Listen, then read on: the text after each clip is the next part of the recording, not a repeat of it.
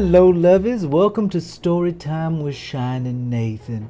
Now I have a special treat for y'all tonight, but before we begin I must give y'all an apology.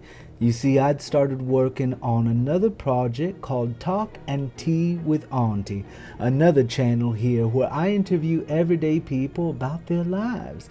And that took up a lot of time, and I do apologize for not doing these story times for you. But I'm back now, and I'm going to start posting regularly for y'all again. Now, if y'all do not know, content creation is now my full-time job. So if you'd like to support your gay auntie for as low as $3 a month, you can go to my patreon.com/ShiningNathan. Now, take a moment to go grab yourself some snacks, grab yourself something to drink, and get all cuddled up. Or if you're just using this to do stuff around the house, that is okay, honey, because I'm going to be reading you Sleeping Beauty by the original Grimm brothers.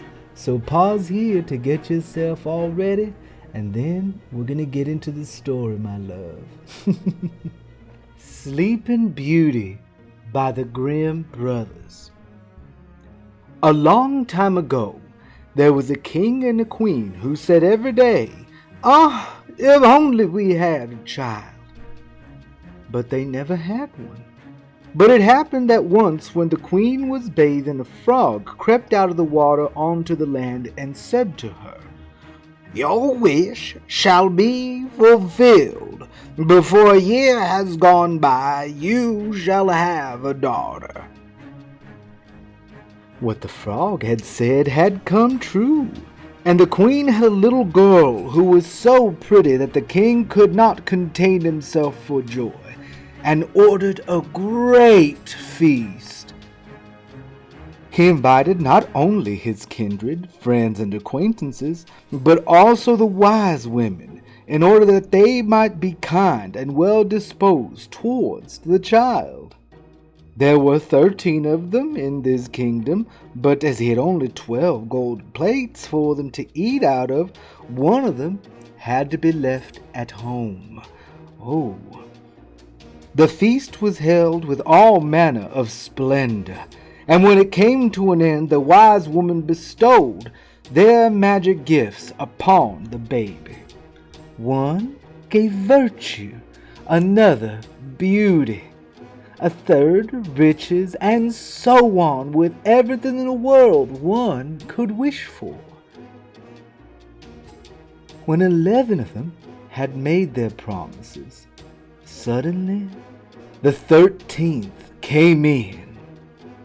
She wished to avenge herself for not having been invited, and without greeting or even looking at anyone, she cried with a loud voice, "The queen's daughter shall in her 15th year prick herself with a spindle and fall down dead." And, without saying a word more, she turned round and left the room. They were all shocked. But the 12th, whose good wish still remained unspoken, came forward, and as she could not undo the evil sentence, but only soften it, she said, "It shall not be death, but a deep sleep of 100 years, into which the princess shall fall." The king, who would fain keep his dear child from misfortune, gave orders that every spindle in the whole kingdom should be burned. Meanwhile, the gifts of the wise women were plenteously fulfilled on the young girl, for she was beautiful, modest, good-natured, and wise, that everyone who saw her was bound to love her. It happened that on the very day when she was 15 years old, the king and queen were not at home, and the maiden was left in the palace quite alone. So she went round into all sorts of places, looking into rooms and bedchambers just as she liked, and at last came to an old tower. She climbed up the narrow winding staircase and reached a little door. A rusty key was in the lock, and when she turned it, The door sprang open, and there in a little room sat an old woman with a spindle, busily spinning her flax. "Good day, old dame," said the king's daughter. What are you doing there?" "I am spinning," said the old woman, and nodded her head. "What sort of thing is that rattles round so merrily?" said the girl, and she took the spindle and wanted to spin too, but scarcely had she touched the spindle when the magic decree was fulfilled, and she pricked her finger with it. And in the very moment when she felt the prick, she fell down upon the bed that stood there, and lay in a deep, deep sleep. And this sleep extended over the whole palace. The king and the queen, who had just come home, had entered the great hall and began to go to sleep, and the whole of the court with them. The horses, too, went to sleep in the stable, the dogs in the yard, the pigeons upon the roof, and the flies on the wall. Even the fire that was flaming on the hearth became quiet and slept. The roast meat left off frizzling, and the wind fell, and the trees before the castle, not a leaf moved again. But round about the castle there began to grow a hedge of thorns, which every year became higher and higher, and at last grew close up round the castle and all over it, so that there was nothing of it to be seen, not even the flag upon the roof.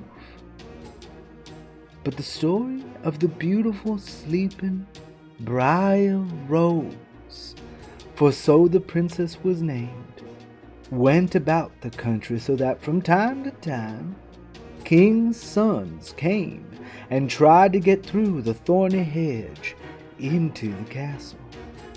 But they found it impossible, for the thorns held them fast together, as if they had hands, and the youths were caught in them, could not get loose, and again died a miserable death.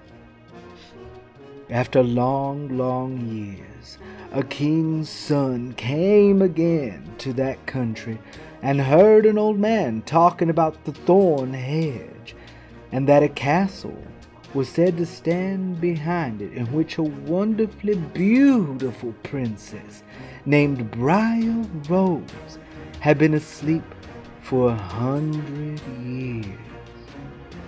And the king and queen and the whole court were asleep likewise. For he had heard too from his grandfather that many kings' sons had already come and had tried to get through the thorny hedge, but they had remained sticking fast into it and had died a pitiful death. Then the youth said, "I am not afraid. I will go and see the beautiful Briar Rose." The good old man might dissuade him as he would, he did not listen to his words. But by this time the 100 years had just passed, and the day had come when Briar Rose would awaken again. When the king's son came near to the large, massive thorn hedge, it was nothing but large and beautiful flowers, which parted from each other of their own accord and let him pass unhurt. Then they closed again behind them like a hedge. In the castle courtyard he saw the horses and spotted the hounds lying asleep. On the roof sat the pigeons with their heads under the wings, and when he entered the house, the flies were asleep upon the wall. And so much of the court was still asleep, even the hens. He went on further, and in the great hall he saw the whole of the court lying asleep, and upon the throne lay the king and queen, resplendent but slumbering. Then he went on still further, and all was so quiet that a breath could be heard, and at last he came to the tower and opened the door into the little room where Briar Rose was sleeping. There she lay, so beautiful that he could not turn his eyes away. And he stooped down and gave her a kiss. But as soon as he had kissed her, Briar Rose opened her eyes and awoke and looked at him quite sweetly. They then went down together, and the king and queen awoke, then the whole entirety of the court, and looked at each other in great astonishment. And the horses in the courtyard stood up and shook themselves. The hounds jumped up and wagged their tails. The pigeons upon the roof pulled out their heads from under their wings, looked round, and flew into the open country. The many flies on the wall crept again, and the fire in the kitchen burned up and flickered and cooked the meat. And everything began to sparkle and shimmer and come back to life through the entirety of this court and castle. And then the marriage of the king's son with the beautiful Briar Rose was celebrated with all splendor, and they lived contented and happy to the end of their day. The end. I hope you enjoyed this telling of Sleeping Beauty. I know I enjoyed telling it. Now stay tuned for more of the Grimm tales from their original stories, and you will be shocked by some of the alterations that have been done over time from the mouse equivalent of what they are today. As always, if you enjoyed this, feel free to subscribe and turn on that notification bell. If you found me here organically, thank you so much. I'm happy you're here. If you followed me here from TikTok, well, baby, I'm honored you followed. A special thank you to all of my patrons on Patreon who make this content possible and keep my lights on and me and my kitty cat fed. As always, I love you, honeys. You take care of yourself, and remember, you are beautiful, you are loved, and drink your water. Until next time, my lovey. Bye-bye.